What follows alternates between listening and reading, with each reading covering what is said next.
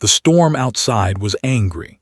It was the kind of angry that shook walls and made lights flicker like dying candles. Lieutenant stood at the observation deck of Outpost Theta 7, her hands clasped behind her back, watching the sky tear itself apart. The gas giant IV was not a friendly world. It was a massive ball of swirling clouds and violent weather, and right now it was putting on a show that would have made any human nervous. Lightning bolts as thick as rivers cut across the darkness. Each one stretched for thousands of kilometers, lighting up the station with white fire before vanishing into the endless clouds below. But was not watching the storm, she was watching the cubs. 6 young were pressed against the reinforced glass window. Their silver fur stood on end, making them look like fluffy balls of fear. Their amber eyes, which had learned were usually bright and confident, were now wide and wet with terror. Every time lightning flashed, they pushed closer together, their small bodies shaking. They were a proud species. They looked like wolves that had learned to walk on 2 legs with sharp teeth and sharper minds. Their empire stretched across dozens of star systems. Their warriors were feared throughout the galaxy, but right now, their children looked like frightened puppies hiding from fireworks. Ambassador stood behind the cubs. He was tall for a with dark fur that was starting to show white around his muzzle.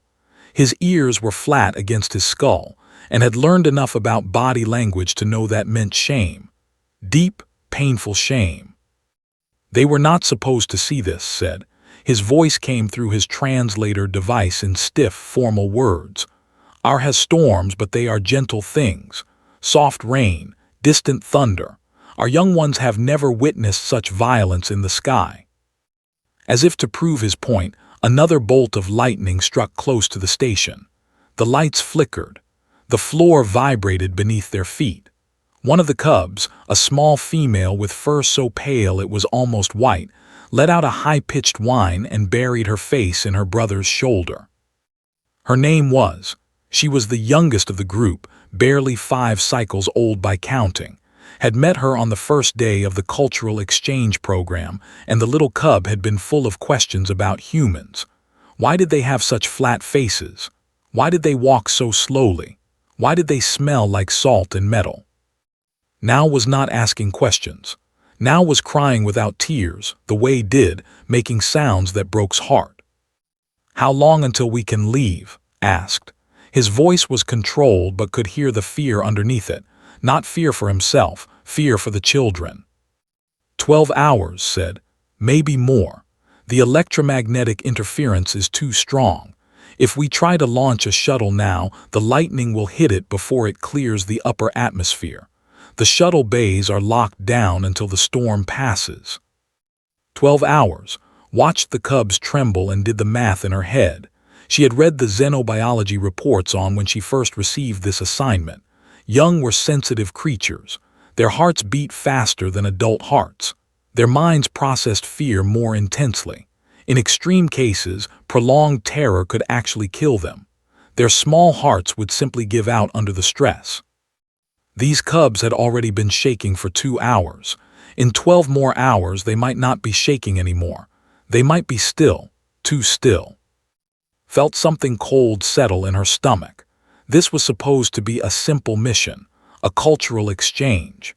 The Empire and the Human Confederation had been allies for 20 years, but they were still learning about each other. This program was designed to help young understand humans better, to build bridges between their species. Instead, these cubs were going to have nightmares about humans for the rest of their lives.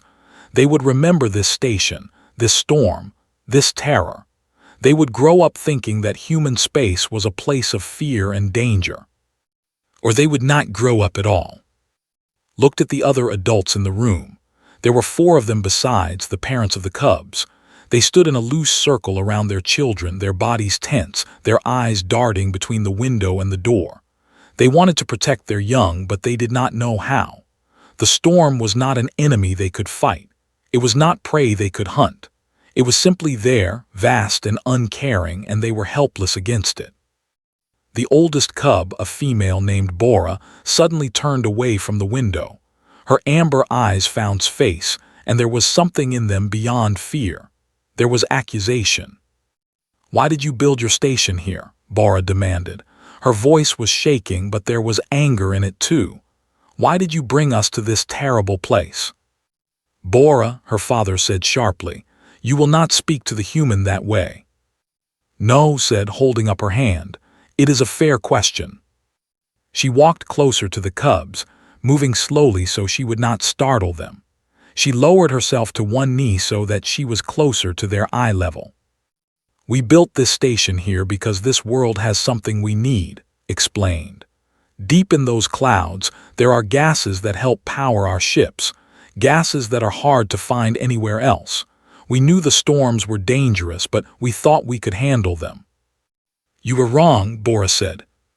"Maybe," admitted, "but maybe not. Our station has survived hundreds of storms like this one. Our shields are strong, our walls are thick. We are scared, yes, but we are also safe." "I do not feel safe," whispered. Her voice was so small that almost did not hear it. Looked at the tiny cub. She looked at all of them, these children of a warrior species, reduced to shivering balls of fur by nothing more than light and sound. And she made a decision. "Ambassador," she said, standing up and turning to, "I need to make a call. There is someone on this station who might be able to help." "Help how?" asked. "Can this person stop the storm?" Almost smiled. "No, but he might be able to do something better. He might be able to make your cub stop being afraid of it." His ears twitched forward, a sign of curiosity mixed with doubt. No has ever stopped being afraid of such things. It is in our nature. It is in our blood. "Then it is a good thing," said, already reaching for her communicator, "that he is not." Was tired. He was the kind of tired that made his bones feel heavy and his thoughts move slow like honey. For 36 hours, he had been awake, running from one end of the station to the other, keeping the power grid alive while the storm outside tried its best to kill it. He was the chief engineer of Outpost Theta 7. It was his job to make sure the lights stayed on, the air kept flowing, and the shields held strong. Right now, all three of those things were harder than they should have been. When his communicator buzzed with Lieutenant's voice, his first thought was to ignore it. He was elbow-deep in a junction box, trying to reroute power around a fried relay. He did not have time for whatever she wanted. But then she said the word cubs. Stopped what he was doing. He pulled his arms out of the junction box, wiped the grease from his hands onto his already dirty uniform, and answered the call. "What about the cubs?" he asked. "They are scared," said. "Very scared. The storm is too much for them. Their parents cannot calm them down. I am worried about their health." Closed his eyes for a moment. He had met the cubs on their first day at the station.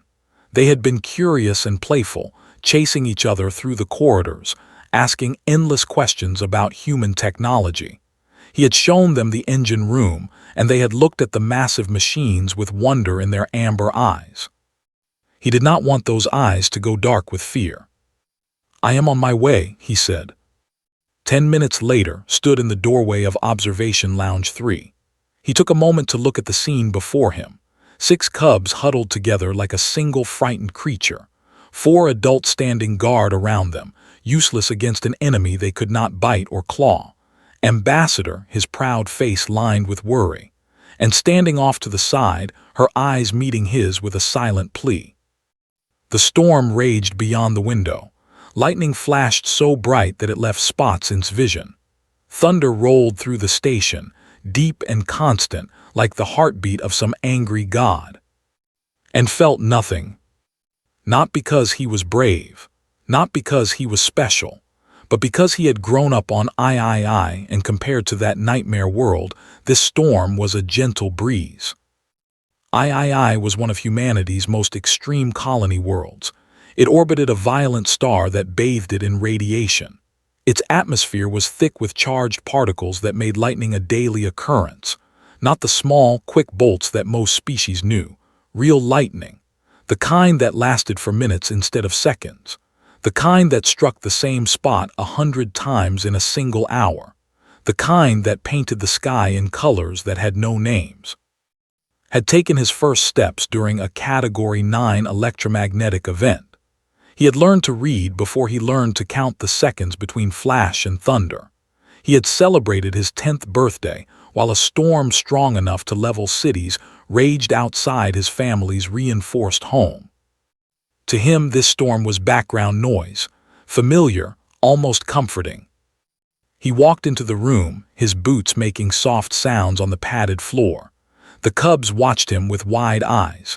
They were looking at him the way prey looks at a predator, but there was also confusion in their faces. Why was this human so calm? Why was he not shaking like they were? Ignored the window. He ignored the storm.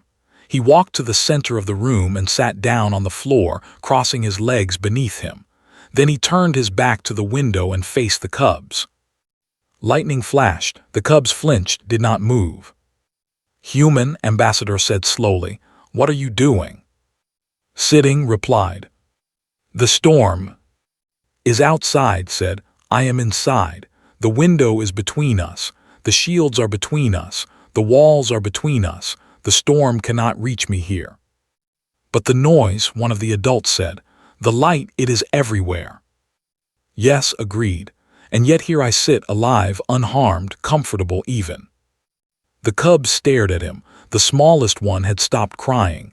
She was watching with something new in her eyes, not understanding, not yet, but curiosity, a tiny spark of something other than fear. Bora, the oldest cub, spoke first. "You are not scared at all. How is that possible?" Considered the question. He could lie. He could tell them that humans felt no fear, that they were born brave and stayed that way. But that would not help them. That would just make them feel worse about their own terror. So he told the truth. "I am not scared because I have seen worse," he said. "Much worse. I grew up on a world where this storm would be considered a quiet day, where the lightning was so constant that we used it to tell time, where children played games to see who could stand closest to the flash without closing their eyes." The cubs exchanged looks. They did not quite believe him. How could any world be worse than this?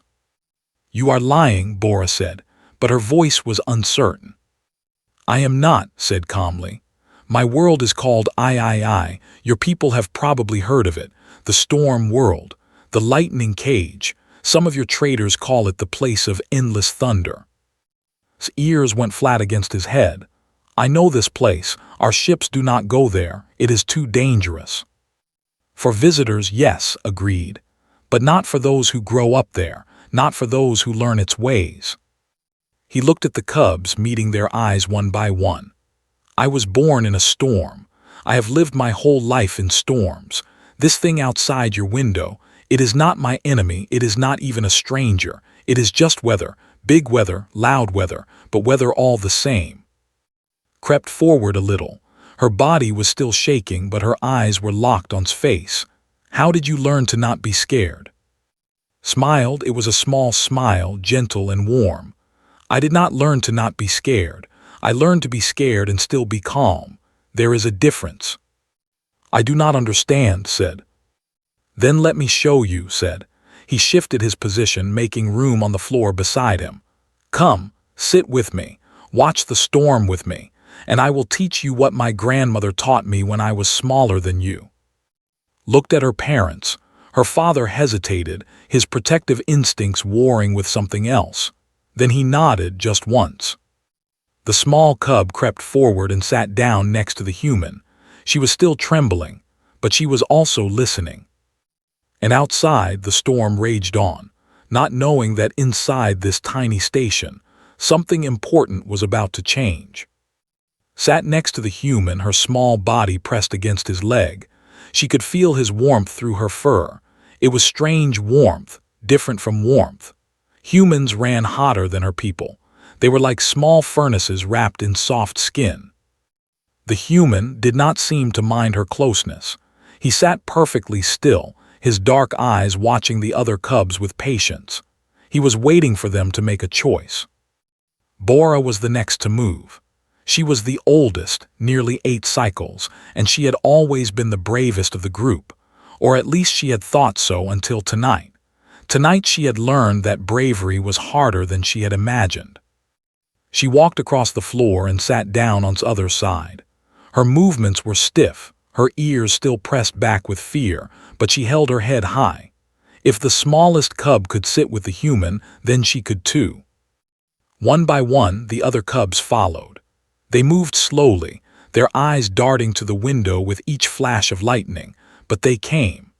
Soon all 6 of them were arranged in a half-circle around, their silver fur creating a ring of soft light in the dim room. The adults watched in silence.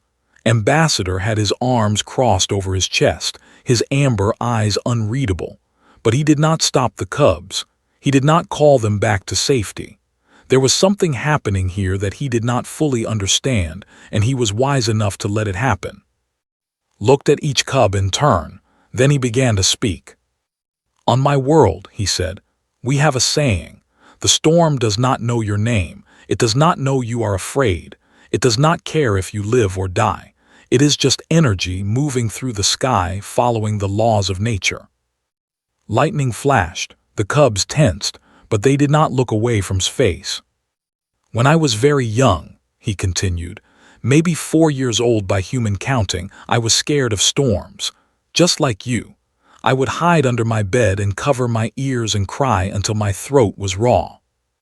Made a small sound of surprise. "You were scared?" "Very scared," confirmed. "I thought the lightning was alive. I thought it was hunting me. Every flash I was sure it would find me. Every boom of thunder I thought it was getting closer." "What changed?" Bora asked. Her voice was steadier now, her curiosity stronger than her fear. His face softened with memory. "My grandmother, she was a tough old woman. She had survived 60 years on III, and she had no patience for crying children. One night during a bad storm, she came to my room and pulled me out from under the bed." "Was she angry?" one of the other cubs asked. "No, she was. Kind in her way. She carried me to the window and made me look at the storm. I tried to close my eyes, but she told me to keep them open.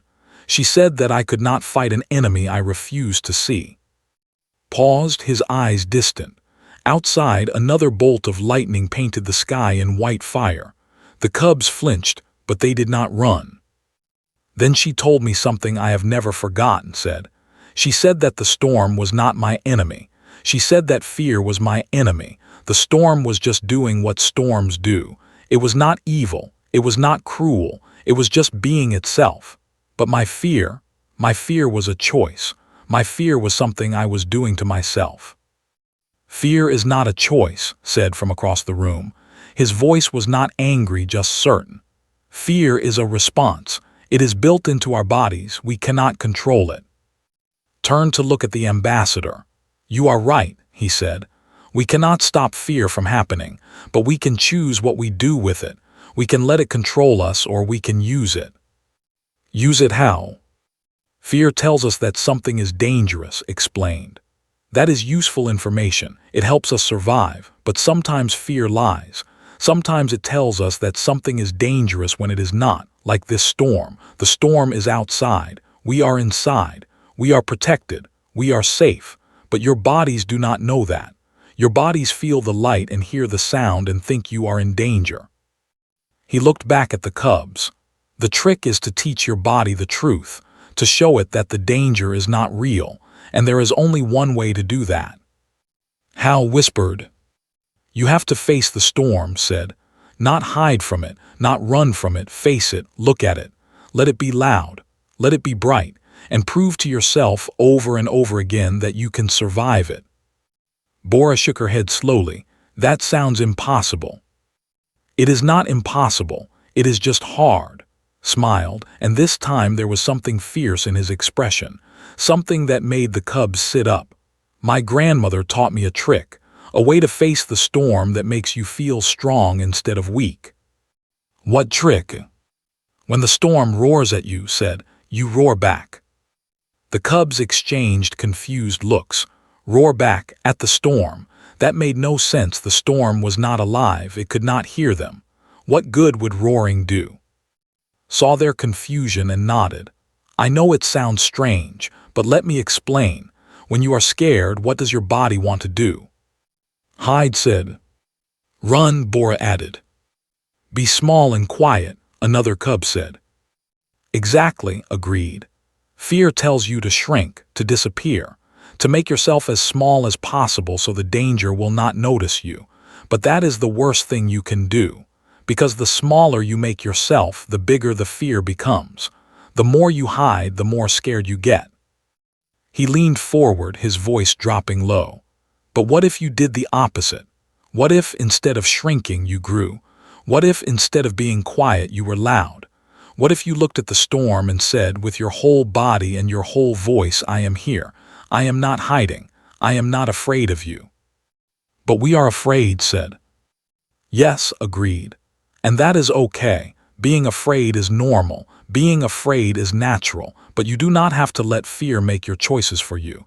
You can be afraid and still be brave. You can shake and still stand tall. You can cry and still roar. He stood up, rising to his full height. He was not a tall human, but in that moment he seemed to fill the whole room. His eyes were dark and steady, and there was something ancient in them. Something that went back to the first humans who had looked up at the sky and decided not to be afraid. Would you like me to show you? He asked. The cubs looked at each other. They looked at their parents. They looked at the storm raging beyond the window. And then one by one they nodded. Good, said. Then stand up, all of you, and face the window. The cubs rose on shaky legs. They turned to face the glass, where the lightning was dancing its endless dance. Their reflections stared back at them, small and frightened against the vast darkness of the storm.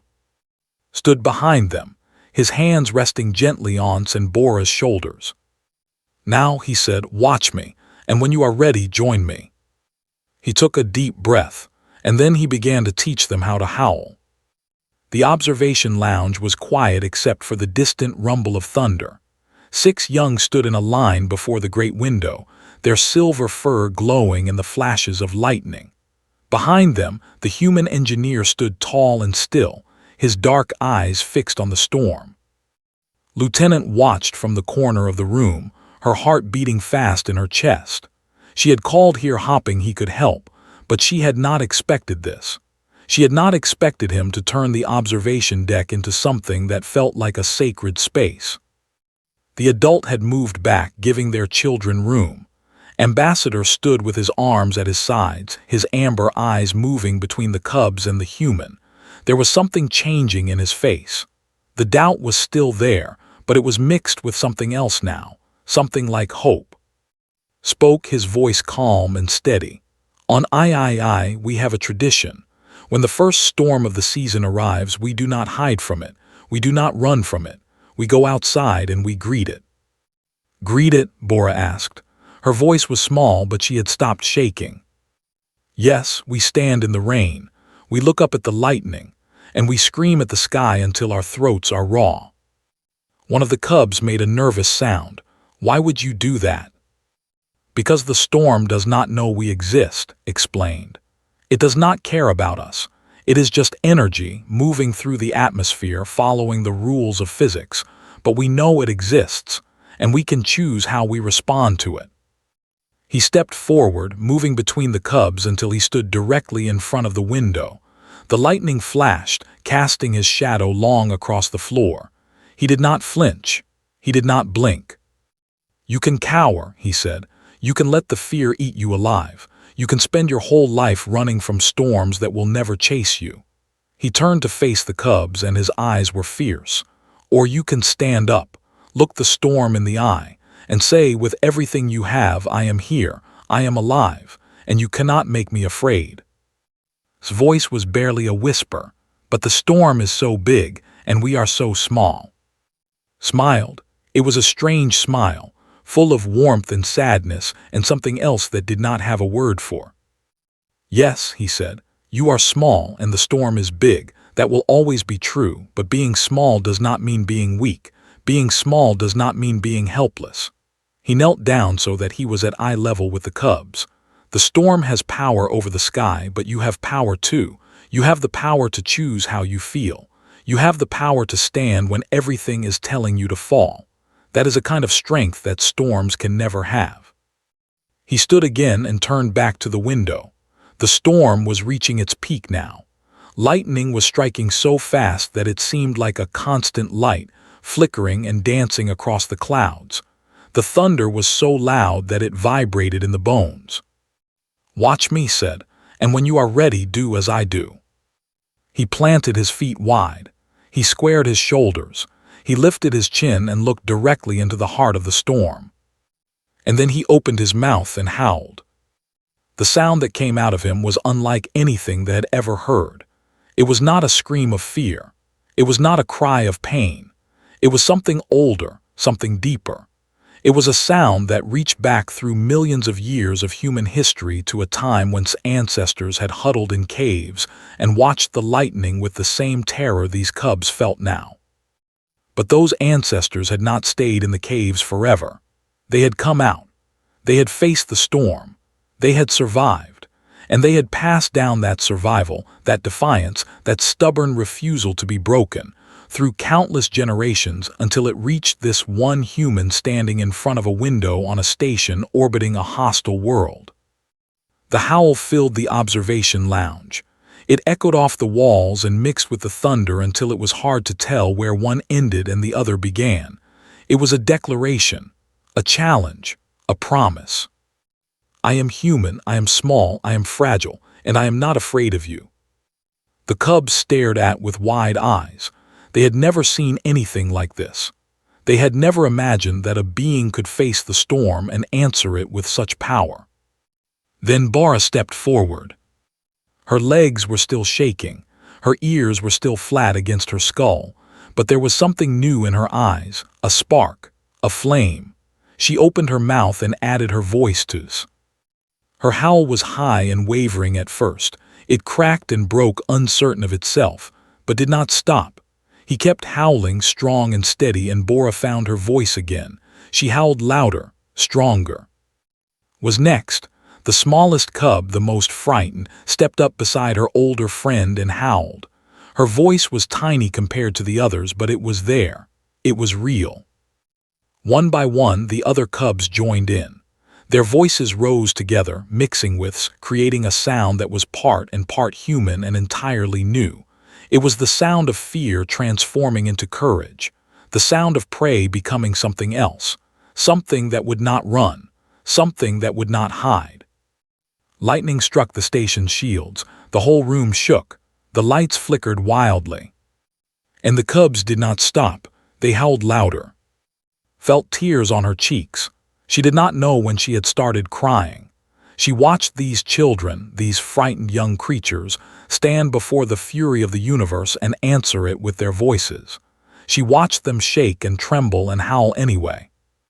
She had never been more proud to be human, and she had never been more honored to witness this moment. The storm raged on, the lightning flashed, the thunder rolled, but something had changed. The storm seemed smaller now, not less powerful but less important, less frightening. It was still there, still vast and violent, but it no longer had power over the beings in this room. They had taken that power back. Ambassador stood frozen, his mouth slightly open. He had lived for 60 cycles.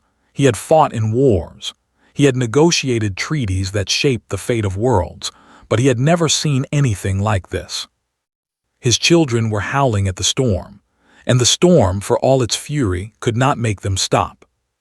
Slowly, without quite deciding to do so, walked forward. He stood behind his daughter Bora and placed his hand on her shoulder. He felt her voice vibrating through her body, strong and unbroken. And then he did something he had not done since he was a cub himself. He opened his mouth and howled. The other adults followed. Parents joined children. The whole room filled with the sound of defiance, and human voices rose together, challenging the storm, refusing to be silenced. And somewhere deep in the heart of IV, the lightning kept flashing. The thunder kept rolling. The storm continued its ancient dance, uncaring and unchanged. But in that small room, surrounded by that terrible fury, a group of frightened cubs had learned a truth that would change them forever. The storm was big, they were small, and that did not matter at all. The storm died slowly, like an old warrior giving up its last breath. The lightning came less and less often. The thunder faded from a roar to a grumble to a distant whisper. The clouds began to settle, their violent churning slowing to a gentle drift. Inside Observation Lounge 3, 6 young lay sleeping in a pile near the window. Their silver fur rose and fell with peaceful breaths. Their faces, which had been tight with terror just hours ago, were now soft and calm. They slept the deep sleep of the exhausted, the sleep of those who had faced their fears and come out the other side. Had slipped away sometime during the night. He had mumbled something about checking the power grid and disappeared into the corridors of the station. Had watched him go, wanting to thank him, but the words had stuck in her throat. Some things were too big for words. Now she stood alone at the window, watching the last traces of the storm fade into nothing. The gas giant IV was peaceful again, its atmosphere smoothing out like water after a stone had been dropped into it. The danger had passed. She heard footsteps behind her and turned to see Ambassador approaching. He looked different than he had before. His ears were forward instead of back. His posture was. There was something in his amber eyes that had not been there yesterday. "The shuttles will be ready to launch in 2 hours," said. "We can begin evacuation whenever you are ready." Nodded slowly. He walked past her to stand before the window, looking out at the calm sky. For a long moment he did not speak.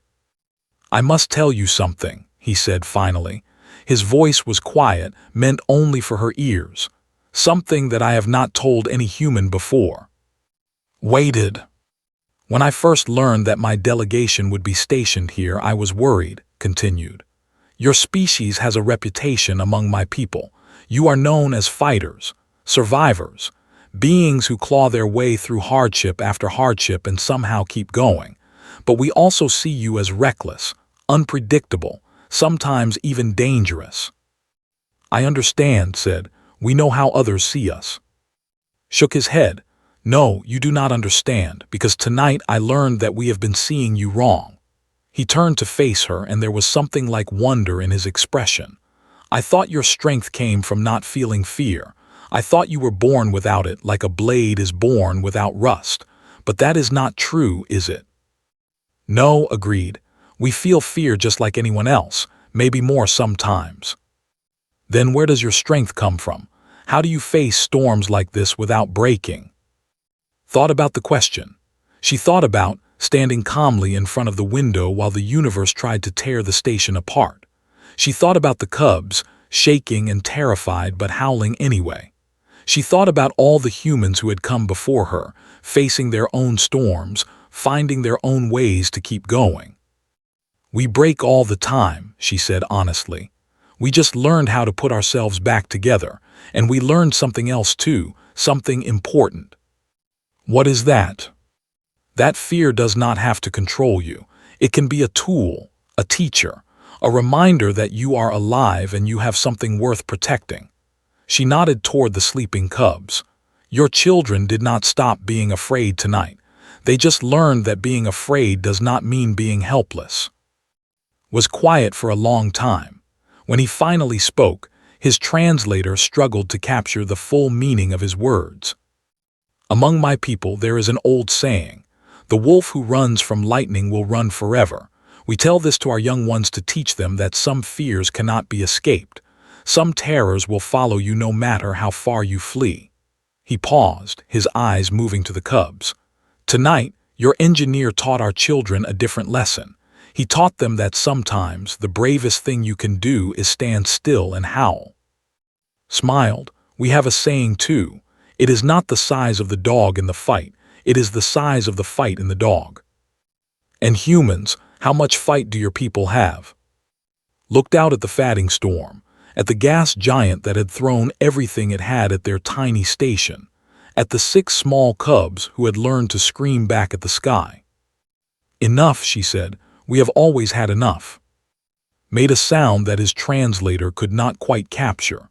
It was something like a laugh and something like a sigh and something like a prayer. "I will tell my people what happened here," he said. "I will tell them about the human who taught our cubs to howl. I will tell them that we have been wrong about your species. You are not reckless. You are not dangerous. You are something far more terrifying." His amber eyes met hers. "You are hope. Even in the darkest storm, you are hope." Behind them, one of the cubs stirred.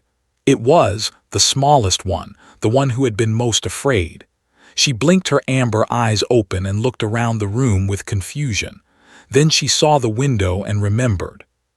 She got up on shaky legs and walked to stand beside it. She was too short to see over the bottom of the window, so lifted her up without being asked. Looked out at the calm sky. The lightning was gone. The thunder was silent. The storm that had seemed so endless, so unstoppable, had simply stopped. "We won," said softly. Her voice was full of wonder. Shook her head gently. "We did not win. The storm was never our enemy. It was just weather." "Then what did we do?" Thought about's words. She thought about the sound of all those voices rising together, and human, young and old, all of them howling into the darkness. "You proved something," said. "To yourself, to the storm, to the whole universe." "What did we prove?" Looked down at the small cub in her arms. She looked at the peace in those amber eyes, the calm that had not been there before. She thought about all the storms that were still to come, all the lightning that would flash and all the thunder that would roll, and she smiled. "That you are not prey," she said. "That you will not run. That no matter how big the storm gets and no matter how small you feel, you will stand your ground and raise your voice and refuse to be silenced." Nodded slowly. She did not fully understand. She was too young for that, but she understood enough. She understood that something had changed inside her, something important, something permanent. She looked out at the quiet sky one more time. "The storm was big," she said. "Yes," agreed. "And I was scared." "Yes. But I howled anyway." Felt tears in her eyes again. "Yes, little one, you did." Smiled. It was a small smile, tired and young, but there was something fierce in it. Something that had not been there before. "Next time," she said, "I will howl louder." And somewhere out in the vast darkness of space, the next storm was already beginning to form. But it did not know what was waiting for it. It did not know about the wolves who had learned to howl or the humans who had taught them. It did not know that it should be afraid. But it would learn.